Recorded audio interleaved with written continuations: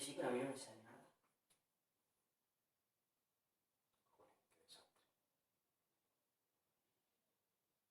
No está. Sí, sí, está. Ya está, ya está. 6, 8 personas, ¿no? Está, está.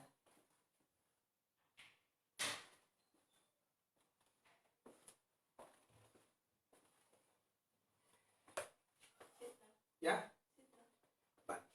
Bueno, hemos tenido un pequeño problema técnico, pero comenzamos de nuevo, ¿sí?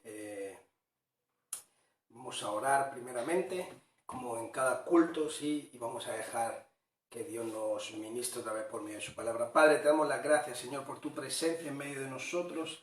Te pedimos, Dios, que tú te muevas de una manera poderosa y especial en este tiempo que compartimos con mis hermanos, en este tiempo que tenemos para estar reunidos en tu nombre. Padre, yo oro por tu palabra, que tú, Señor, la unjas, Señor, unjas mi vida y mis labios para poder ministrar tu palabra. Yo oro, Señor, en esta tarde, mi Dios, por cada persona que está en su hogar, en cualquier lugar de donde nos ven, Señor, para que tú los toques, los alcances con tu palabra, que tu Espíritu Santo, Señor, los visite, Señor. Padre, necesitamos más que nunca hoy en día tu presencia, Señor. Necesitamos, Señor, que tú estés con nosotros. En ti hemos depositado nuestra esperanza y nuestra confianza.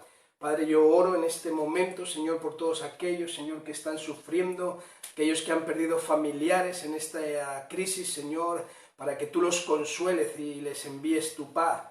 Padre, también oro, Señor, por aquellos que están enfermos, recordando, Señor, a mi padre y a mi madre en su casa, Dios, para que tú sigas haciendo, Señor, que ellos se restablezcan completamente, Dios. Oramos, Señor, por Teo en el hospital en Madrid, para que tú, mi Dios, lo sanes completamente y lo restablezcas, Señor.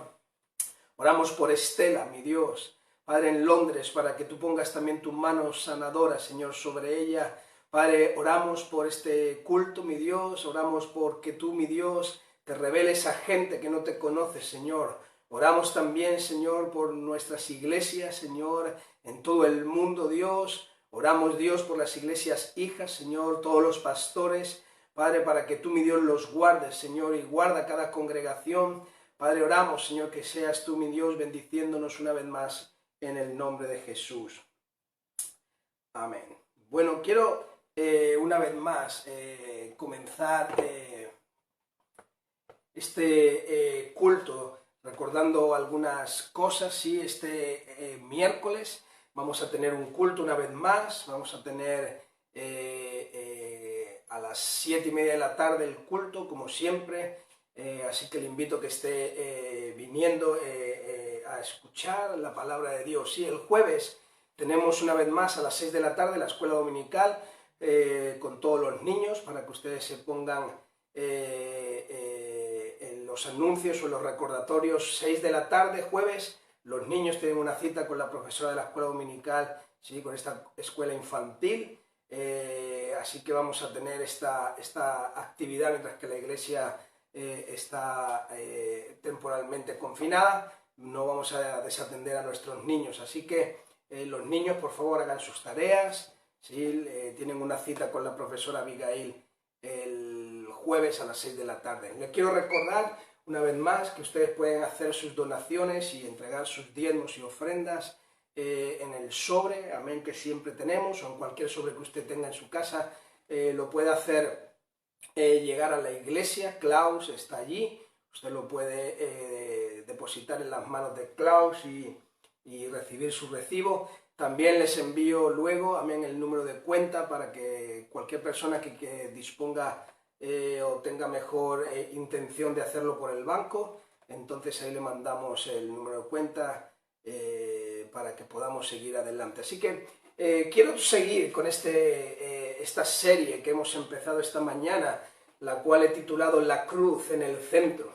Esta mañana vimos acerca de la centralidad de la cruz, era el mensaje introductorio de toda la serie. Pero este segundo sermón le he titulado La obra de la cruz del Calvario. Por eso abra su Biblia en Romanos capítulo 3, versículos 21 al 26. Se cuenta que el doctor Ken Bradley contrajo el virus del ébola, mientras que trabajaba con pacientes de ébola en Monrovia, en Liberia, en la capital de Liberia. El ébola es una enfermedad, es un virus también que ataca el sistema inmunológico hasta que lo colapsa totalmente.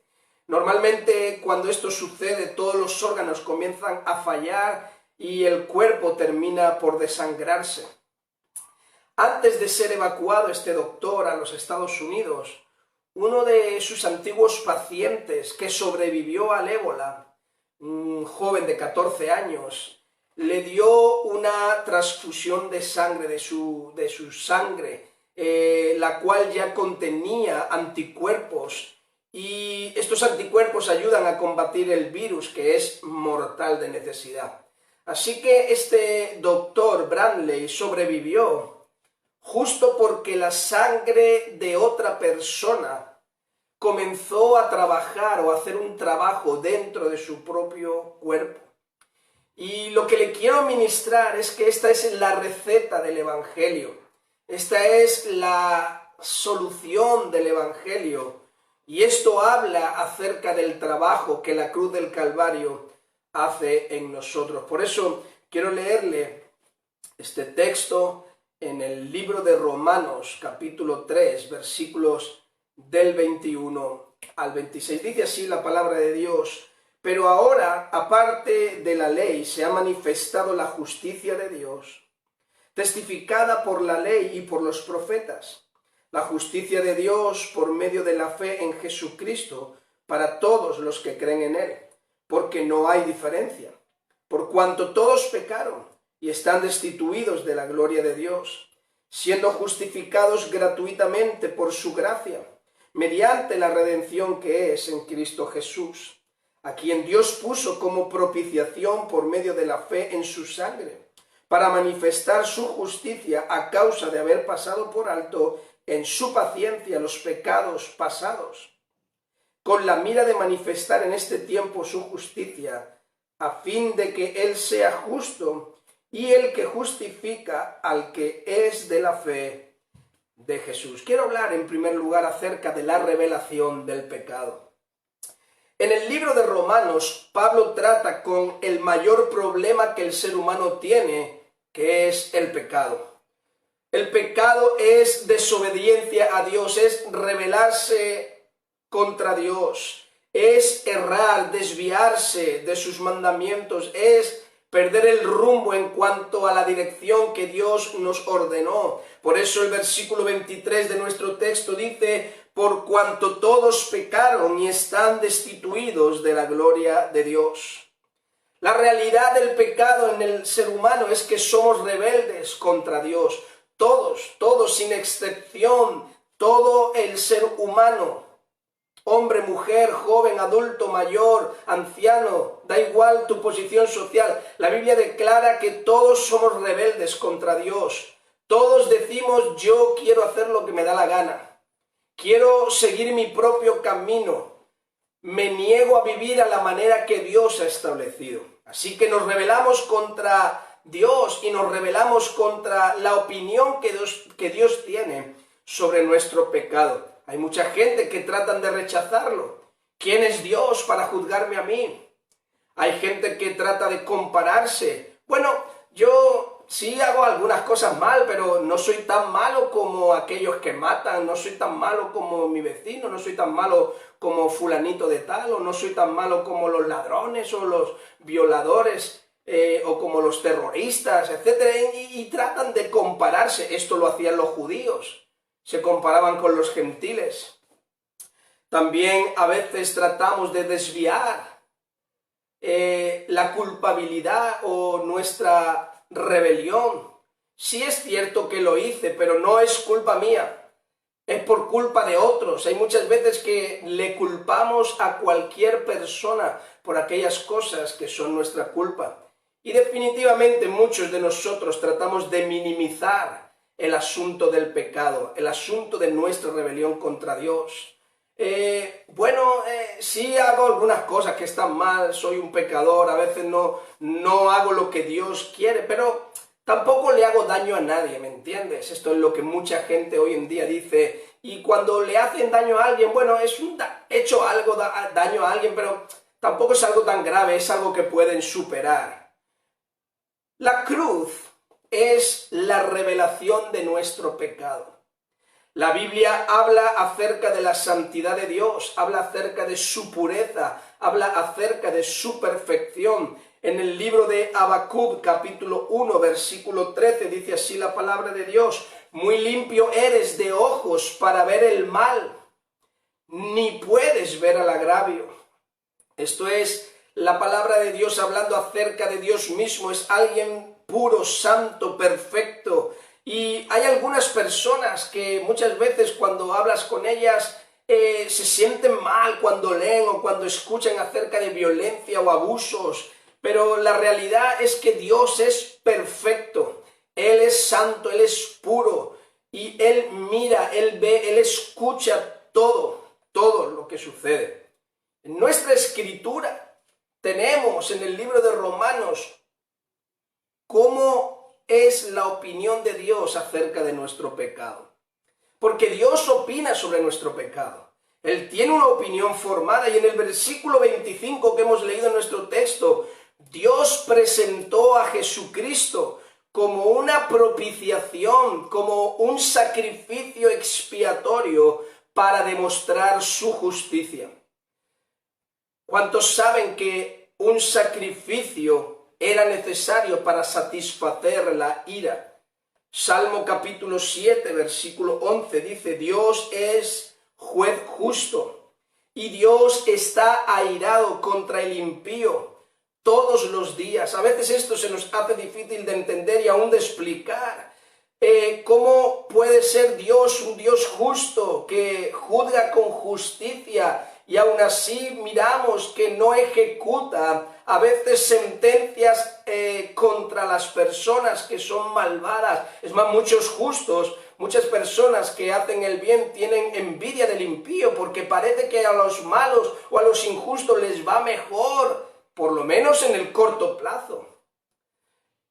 Hace poco leí de un violador que dice, cuando le condenaron a 40 años de cárcel, que por un error de 20 minutos en toda su vida no se le debería castigar durante 40 años. La gente, imagínense, estaba indignada con esta declaración de este violador. O también leí acerca de un padre que estaba en el juicio de la persona que había asesinado a su hija, y en la corte, en el juzgado, esta persona estaba riéndose e incluso trató de atacar al padre. Y vemos estas cosas y nos indignan. Y la realidad es que estos dos ejemplos que le pongo, que a veces nos enervan, son pequeñas imágenes de lo que Dios siente cuando mira nuestro pecado.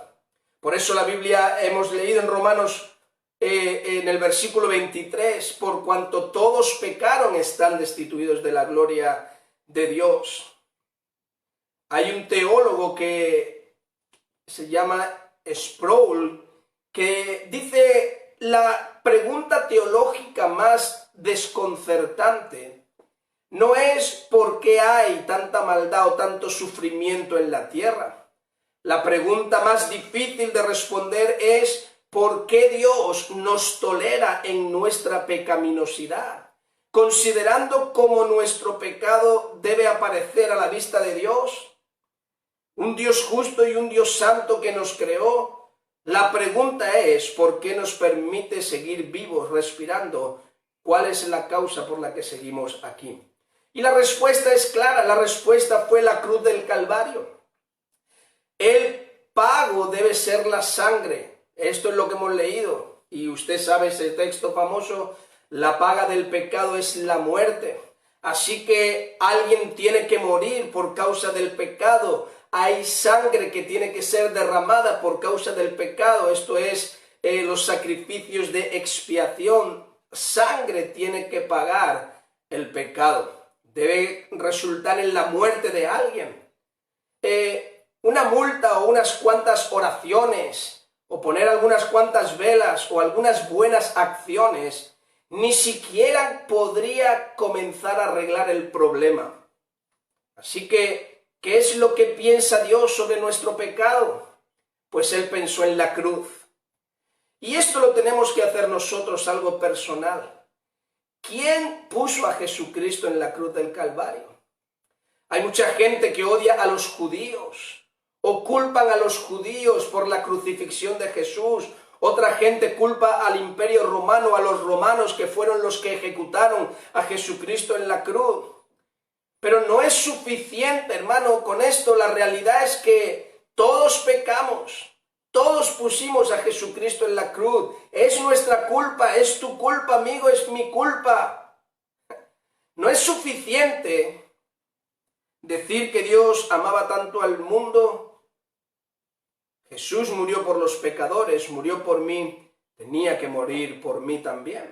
Primera de Timoteo, capítulo 1, versículo 15, dice que Cristo Jesús vino al mundo para salvar a los pecadores, de los cuales yo soy el primero. El apóstol Pablo le está diciendo a Timoteo, Cristo Jesús vino al mundo con un solo objetivo, para salvar a los pecadores, a morir por ellos, a morir en tu lugar, a morir en mi lugar, para morir por tu pecado y por mi pecado. Y Pablo no se excluye, no solo Jesús vino para salvar a los pecadores, él dice, de los cuales yo soy el primero. Ahora bien, miramos la vida muchas veces desde nuestra perspectiva. Miramos la vida desde lo que el pecado está haciendo en nuestras vidas, las consecuencias, las adicciones, los problemas, las dificultades, la vergüenza, la culpa, la degeneración, etcétera, etcétera. Y simplemente cuando nos enfrentamos al problema, no queremos tratar con el problema, solo queremos que se arreglen las consecuencias. No queremos tratar con nuestro pecado, solo queremos mitigar o eliminar las consecuencias, pero queremos dejar el foco de infección. El verdadero problema es mi pecado contra Dios. Tu principal problema es tu pecado contra Dios. El hijo pródigo, cuando recapacita, va de vuelta a su casa y habla con su padre y le dice, Padre, he pecado contra el cielo y contra ti.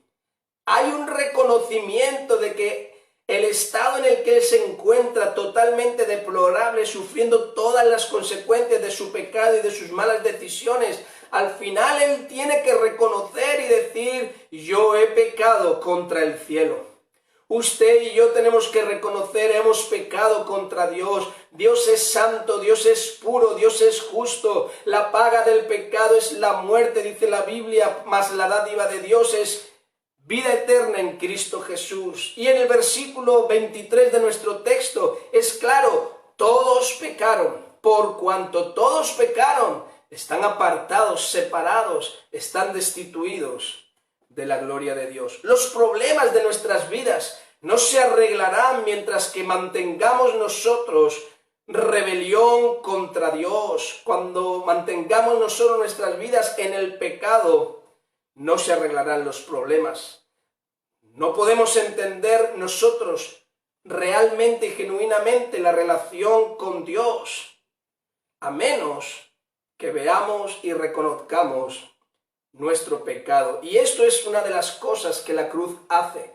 La cruz del Calvario, Cristo Jesús crucificado, nos revela a nosotros nuestro pecado. Dice Juan 8:32, conoceréis la verdad y la verdad os hará libres. Y no hay más verdad en nosotros siendo reconocida que la comparación con Cristo Jesús crucificado, llevando nuestro pecado y la realidad de quién realmente nosotros somos. Esa diferencia entre Cristo Jesús y nosotros es la verdad, es la comparación con la verdad. Jesucristo dijo, yo soy la verdad. Nadie puede venir al Padre si no es a través de mí. Y cuando tú conoces a Cristo crucificado, cuando conoces la verdad inmediatamente funciona trayendo una comparación con la realidad de quién realmente somos. Y este salto hacia la verdad, que es Cristo Jesús, es lo que nos hace y te puede hacer libre. Quiero hablar segundamente acerca del pago. del pecado o el pago por el pecado. Nuestro texto nos enseña y nos muestra los dilemas del pecado. Nuestro dilema es: ¿cómo puede una persona pecadora tener una relación real? ¿Cómo puede una persona pecadora tener una relación genuina? ¿Cómo puede una persona pecadora como yo o como usted tener una relación correcta con un Dios santo? Bueno, el dilema de Dios es: ¿cómo puede Él ser justo y juzgar el pecado y a la misma vez tener una relación correcta con gente pecadora? El versículo 26 de nuestro texto es muy revelador. Dice: para que Él pueda ser justo y justificador. Dios no se da por vencido con nosotros. Aunque usted y yo nos rebelamos contra Él, aunque usted y yo seguimos pecando, fallándole a Dios, huyendo de su voluntad una y otra vez, Él no se da por vencido. Él dice: no quiero que ninguno perezca. Pero si Él simplemente pasara por alto el pecado, entonces ni sería justo ni sería justicia. Estaba leyendo un artículo. Un juez en Estados Unidos el otro día condenó a un secuestrador a 6 meses de cárcel y a los 3 meses estaba en la calle. Cuando la gente mira estas cosas, obviamente dice: no hay justicia, el juez no ha sido un juez justo. Y nos preguntamos respecto de Dios: bueno, si el pecado tiene que ser juzgado y la paga del pecado es la muerte, ¿cómo podemos tener una relación con Dios? Un Dios que es un juez justo y que es santo y puro. ¿Cómo podemos tener esta relación con Dios? La respuesta es clara. La respuesta es la cruz del Calvario. La redención que está en Cristo Jesús, el cual nos compró de la esclavitud del pecado. Antiguamente, alguien que tenía mucho amor por un esclavo podía pagar el precio de redimirlo, de dejarlo libre, comprar por el precio de su valor su libertad. Ahora, aquí en este tema, Dios es el ofendido. Nosotros hemos desobedecido a Dios. Nosotros hemos roto sus leyes, hemos quebrantado sus mandamientos. Nosotros somos los que ofendemos y Él es el ofendido. Así que Él es el que hace las reglas, Él es el que hace las normas, Él es el que hace la ley. Alguien debe de morir para pagar por el pecado. Tiene que ser alguien perfecto. No bajo la misma sentencia pecaminosa. Alguien tiene que morir. Así que Dios tenía un plan de amor. Él se hizo hombre. Vivió la vida sin pecado, la cual debíamos haber vivido nosotros, pero nosotros no podemos vivir sin pecado. Luego se dejó arrestar, se dejó golpear, que se burlaran, se dejó clavar en la cruz, en una cruz para rebeldes, en una cruz que era para criminales. Este fue el plan que Dios tuvo. Una vez, cuando un pastor estaba testificándole a un traficante de esclavos negros de África, comenzó a predicarle acerca de este sacrificio, de que Jesús lo hizo por nosotros. Y el traficante, muy enfadado, dice: ¿quieres decir que Él dejó que esos judíos asquerosos y sucios lo mataran? Y la respuesta del pastor: sí, Él dejó, claro que sí, se dejó matar, en tu lugar y en mi lugar. Murió el justo por los injustos, pagó el santo por el pecador, murió el bueno por los inicuos. Él pagó nuestras culpas. Dice Colosenses capítulo 1, versículo 14, en quien tenemos redención por su sangre, el perdón de los pecados. Colosenses capítulo 1, versículo 20 dice: habiendo hecho la paz a través de la sangre de su cruz. Así que esta es la opinión de Dios sobre ti y sobre mí. Y es que Dios te ama tanto que estaba y estuvo y está dispuesto a morir por ti. En la Segunda Guerra Mundial, Ernest Gordon fue un cautivo, sí, fue un soldado británico que fue capturado y fue puesto en un campo de concentración japonés junto al río Kwai en Birmania.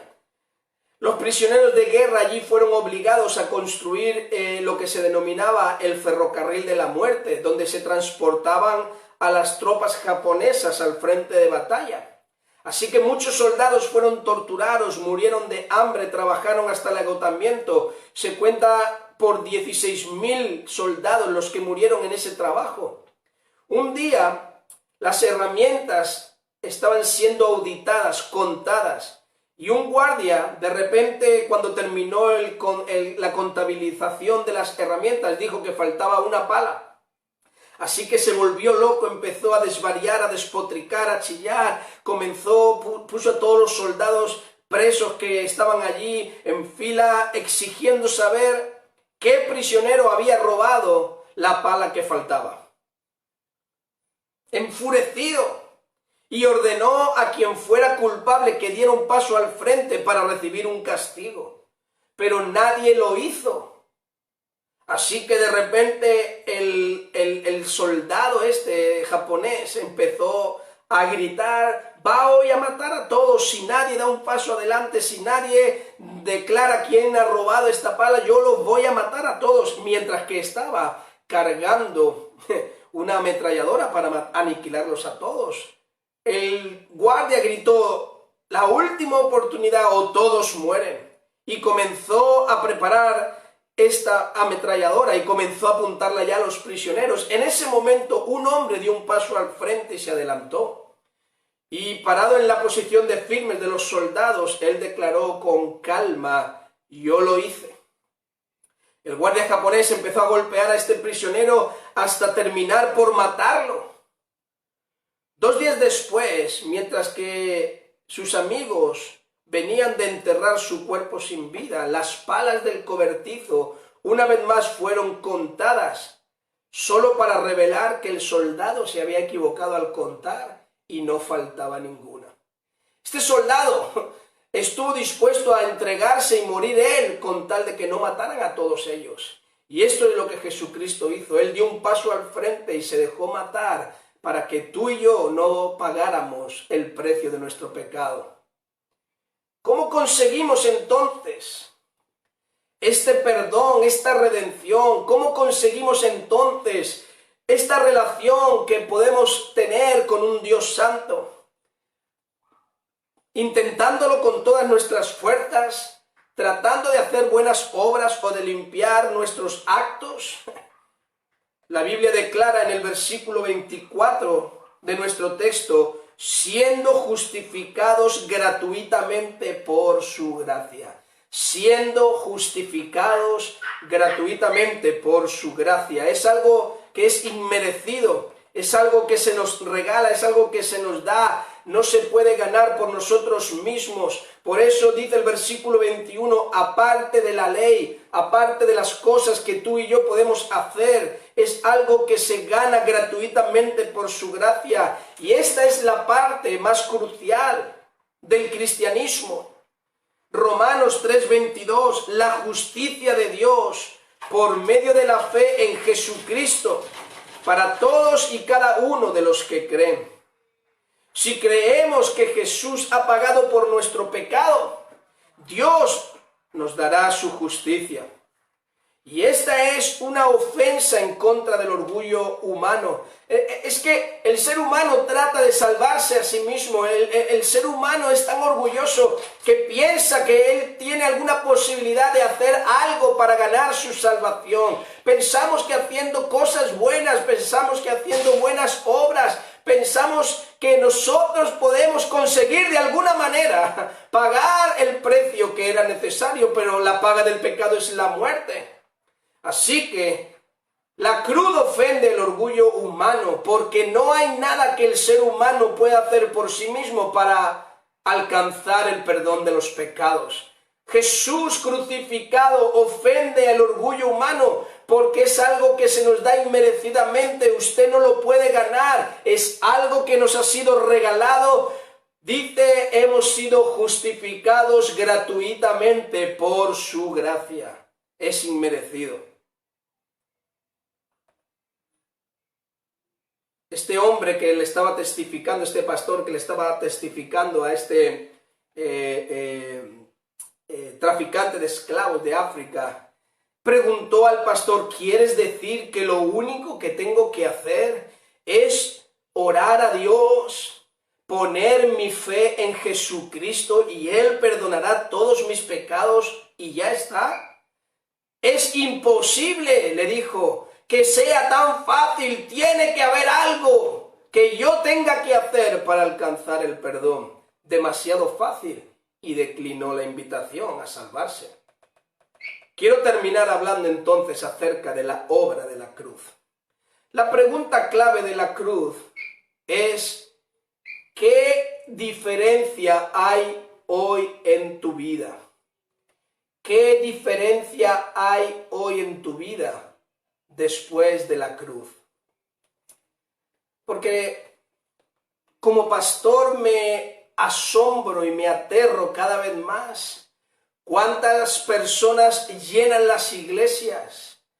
Profesan haber recibido a Cristo Jesús, profesan o dicen, reconocen que Jesucristo es su Señor. Ellos declaran que han sido perdonados sus pecados y no hay ni un solo cambio. La cruz no les ha afectado en su comportamiento. No están siendo regenerados en el comportamiento.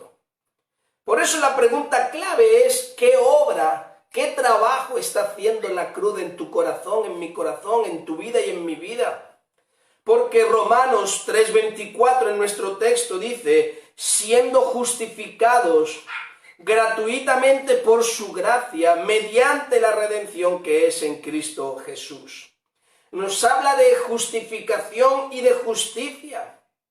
Es considerar o declarar a alguien inocente o justo.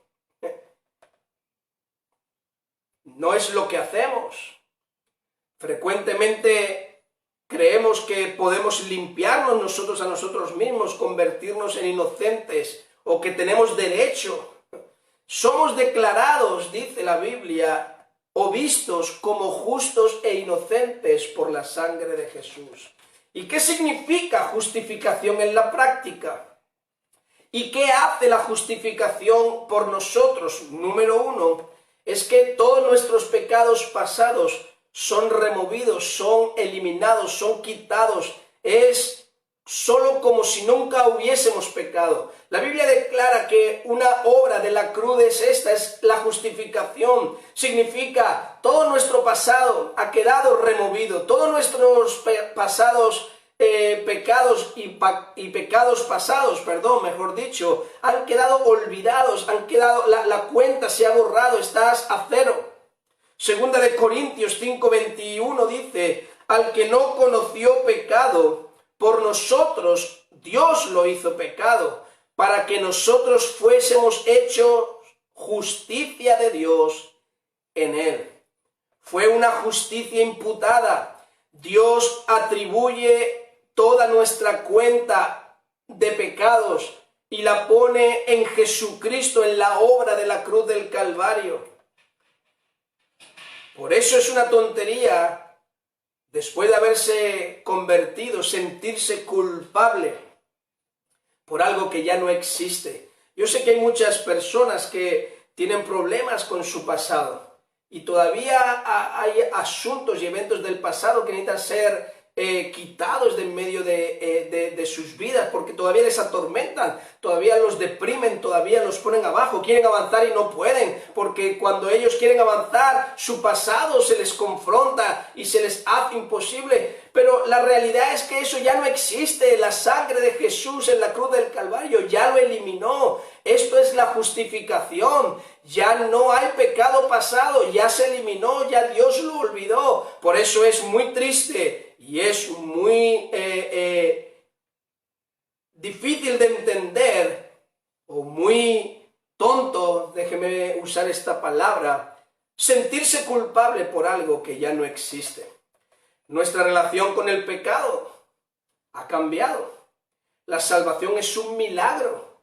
La Biblia habla de la vida, habla de ser de nuevo renacidos, habla de una regeneración, habla del nuevo nacimiento. La vida de Dios ahora está trabajando en nosotros desde el interior. Dice Primera de Pedro, capítulo 1, versículo 23, siendo renacidos o nacidos de nuevo, no de simiente corruptible, sino incorruptible por la palabra de Dios que vive y permanece para siempre.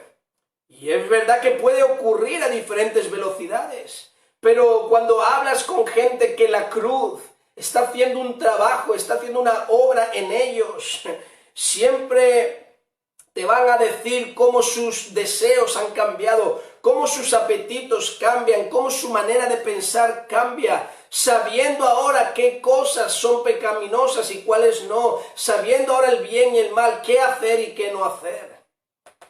Por medio de esto y por medio de la obra de la cruz, tenemos derecho a estar con Dios, tenemos derecho de tener una comunión y estar en la presencia de Dios. La justificación es un acto, es el trabajo de Jesucristo en favor de nosotros. Una vez y para siempre. No necesita ser repetido 500 veces. Porque en realidad incluye los pecados pasados, presentes y futuros. ¿Cuántos eran futuros desde que Jesucristo murió en la cruz? Pues todos los que han venido después de los 2000 años. Así que no se puede confundir justificación con santificación.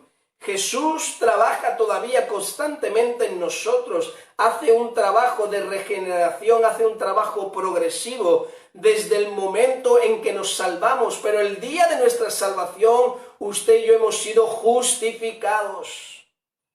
Y ahora comienza un proceso de santificación.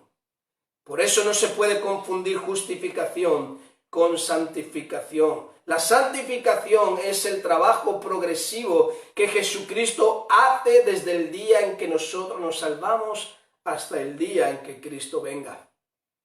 Y esta es una posición que nos ha sido asegurada para siempre. Es una obra terminada, completa. La obra de Jesucristo es perfecta y ha finalizado. Por eso Jesucristo cuando expiró dijo: consumado es, está hecho, está terminado y lo he hecho perfecto. No depende de nada que nosotros podamos hacer, no depende de nuestros propios esfuerzos. Hay gente que tiene algunas ideas raras y piensan que eres más salvo si llevas más años sirviendo al Señor, o al revés, si te has salvado hace menos de 3 meses, entonces eres menos salvo que uno que lleva un año. Y esto no tiene nada que ver, no depende de tu esfuerzo ni del mío, no depende de nada que tenga que ver con nuestras obras. No se basa en el rendimiento humano para que nadie se gloríe. Romanos 3:21, nuestro versículo dice: ahora se ha dado a conocer una justicia de Dios, aparte de la ley. Aparte de tus obras, aparte de las mías, se ha dado a conocer ahora una justicia de Dios de la que dan testimonio la ley y los profetas. Sinclair Ferguson dijo: nuestra mayor tentación y error es tratar de contrabandear el carácter en la obra de gracia de Dios. Hay muchos cristianos que tratan de hacer contrabando con esto. Si haces el bien, no te salvas más. Y si no haces el bien, no te salvas menos. Esto tampoco, hermano, es una licencia para que hagas lo que te dé la gana y vivas conforme a la carne, ni que, bueno, pues ha dicho, el pastor Iván ha dicho que si no haces el bien no te salvas menos. No, es que la justificación no depende de ti, no depende de mí. La obra de la cruz no tiene nada que ver contigo y conmigo, es algo gratuito, es algo que no depende de ti y de mí. La santificación sí es algo que depende de ti y de mí, pero no la justificación. Y el error de muchos es que yo he mirado en el tiempo de cristiano y como pastor los últimos años, mucha gente que va y viene a la iglesia, entran, comienzan a cambiar, se apartan por un tiempo, vuelven y cuando vuelven quieren salvarse de nuevo. quieren recibir de nuevo la justificación. Necesito que se me salve de nuevo. Y la realidad es que no necesitas volver a ser salvo, necesitas volver a ser lavado. En la última cena Jesucristo les dio una imagen a los discípulos de esto. Él comenzó a lavarle los pies a sus discípulos. Y Pedro tiene una conversación: no, Señor, yo no te voy a permitir que... Hermano, mire cómo es el orgullo de nosotros. No queremos permitir que sea tan fácil y tan sencillo. Es más, nos sentimos como indignos. Como Pedro se sentía: yo me siento indigno, Jesús, que tú siendo el Maestro, el Señor, me laves a mí los pies. Y entonces le dijo: si no me dejas hacerlo, no vas a tener parte conmigo en este ministerio que estoy estableciendo. Entonces Pedro, que siempre iba un poquito desbocado, le dice: ¿sabes qué, Jesús? Entonces lávame el cuerpo entero. Y recibió una corrección. Pedro, no necesitas ser lavado del cuerpo entero, ya eres limpio. Mi sangre, el sacrificio que yo he hecho en la cruz, ya lo ha hecho. Solo necesitas lidiar, tratar con la profanación. Hermano, es que cuando somos salvos, cuando tú pones tu fe en Cristo Jesús y recibes esta obra maravillosa de salvación en la cruz del Calvario y te salvas, ya eres justificado. Ahora, a partir de ese momento, lo que tratamos es con nuestra rebelión, cuando transgredimos las leyes de Dios, cuando profanamos. Ahora nuestro problema no es de justificación, es de profanación. Cuando nos ensuciamos, y para tratar con la suciedad necesitas ser limpiado, no ser salvo. Así que ahora tenemos acceso a Dios, que es lo último, una de las últimas cosas que quería predicar acerca de la obra que Dios hace, o que la cruz hace en nuestra vida. La cruz del Calvario, la obra tan maravillosa que la cruz es que nos da acceso a Dios.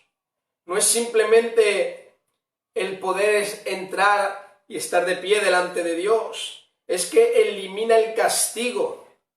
Y no solo elimina el castigo, sino que nos da acceso a su ayuda. Por eso dice el texto tan famoso que a todos les gusta: acercaos pues confiadamente al trono de la gracia, para que halléis o que agarréis o que podáis tener el oportuno socorro. Usted, por medio de la cruz, por medio de Cristo crucificado, recibe un acceso gratuito, recibe la posibilidad de entrar con confianza, sin miedo al castigo por su pecado, sin miedo a ser tratado mal o rechazado por Dios. Ahora Dios lo ve a través de la sangre de Jesús, lo ve a través de la obra de la cruz en su vida, y lo ve bien y le permite estar en su presencia. Y no solo le permite estar en su presencia, le elimina el castigo de en medio y le da acceso a toda la ayuda de Dios. Esto fue lo que le pasó al publicano en Lucas 18. Dice que se fue a su casa justificado. Dios lo escuchó. Dios escuchó su oración. Por eso el libro de Romanos capítulo 5 versículos 1 y 2 dice así: justificados pues por la fe, tenemos paz para con Dios por medio de nuestro Señor Jesucristo, por quien también tenemos entrada por la fe a esta gracia en la cual estamos firmes y nos gloriamos en la esperanza de la gloria de Dios. La cruz es la revelación del amor de Dios por nosotros. Somos amados por Dios. A veces tenemos problemas, defectos, a veces tenemos incapacidades, pecados, fallas de carácter, pero somos amados por Dios. Quiero acercarme a Dios porque Dios me ama. Este es el cambio de paradigma. No es que me acerco a Dios para intentar hacer que Él me ame. Yo no tengo que hacer nada para que Él me ame. Ya me ha amado primero y por causa de que me ama, me puedo acercar a Él. Por eso la Biblia declara que lo amamos a Él, porque Él nos amó primero. Por tanto, mi confianza en la vida ya no está en mí, sino en aquel que me ama. Cierro con esta ilustración. Hace algunos años en Inglaterra había escasez en el banco de sangre de las urgencias de los hospitales. Así que se ideó un método bastante único porque era urgente. El desabastecimiento de sangre era total y era urgente abastecer el banco de sangre de los hospitales. Así que idearon un método en el cual cada vez que te ponían una multa de tráfico en Londres, la multa se podía pagar o con dinero o tenías la opción de ir al banco de sangre y donar sangre.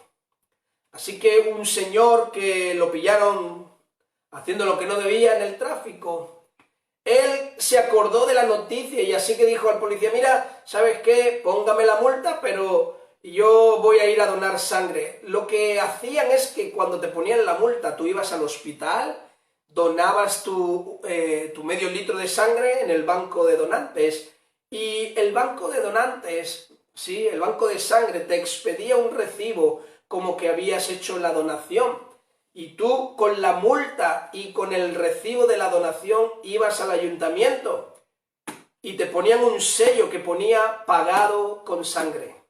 Esto es lo que ponía en la multa, un sello que ponía pagada con sangre.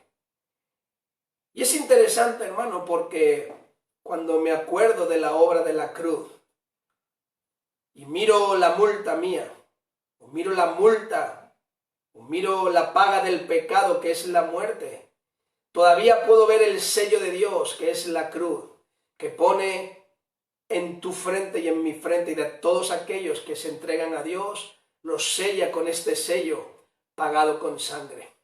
El precio del pecado es la muerte, pero la dádiva de Dios es vida eterna en Cristo Jesús. Llega Jesús y con su sangre te sella, te pone un sello y ahora tu deuda ha quedado cancelada y tienes un sello en el que tú puedes decirle, ¿sabes qué?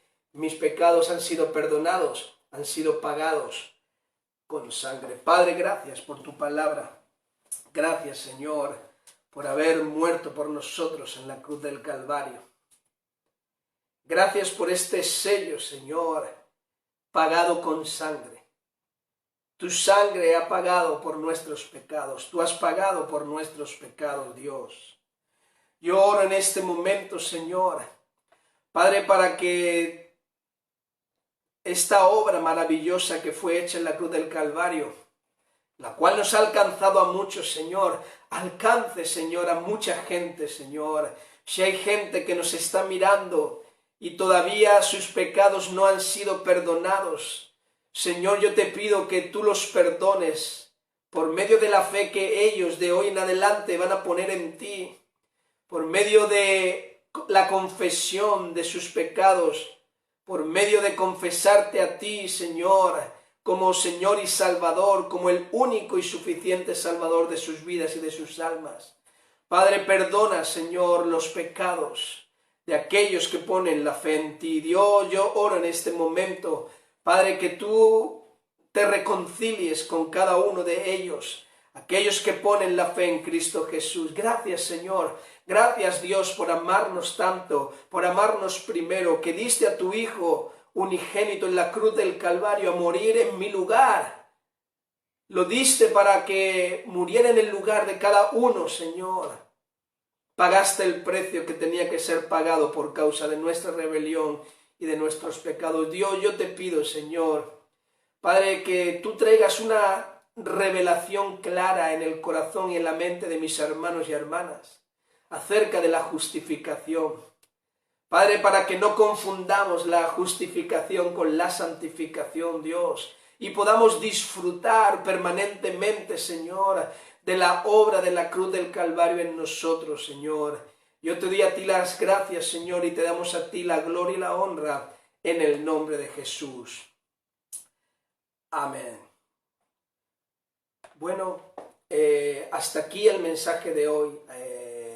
Miércoles, 7:30 de la tarde, volvemos una vez más a tener un culto. Amén. Voy a seguir con esta serie, voy a predicar el tercer sermón, amén, de la serie que le hemos titulado La cruz en el centro. Hemos visto la cruz en el centro, hoy hemos visto la obra de la cruz, pero vamos a continuar, porque la cruz es el centro de todo, como le decía esta mañana, y hay muchos aspectos que usted y yo tenemos que profundizar, aprender, asentar, abrazar, que tienen que ver con la cruz, de manera que esto pueda hacer y tener un peso en nosotros que nos guíe y nos aferre a la fe en Cristo Jesús. Así que quiero darle las gracias por estar mirándonos, quiero darle las gracias a todos los que se conectan de otros lugares, amén, les mandamos saludos desde España, gracias por sus oraciones, saludos a nuestros hermanos de Argentina, a todos nuestros hermanos en todos los países donde nos ven, pero especialmente saludamos a nuestros amigos argentinos de la iglesia de Córdoba, amén, estamos ahí siguiéndonos los unos a los otros y me siento honrado de poder ministrarles, amén, oren por nosotros, amén, la situación en España es difícil, estamos cercanos a los 7.000 muertos, cercanos a los 80.000 contagiados, así que por favor oren por nosotros, amén, manténganos en nuestras oraciones, les amamos en Cristo Jesús.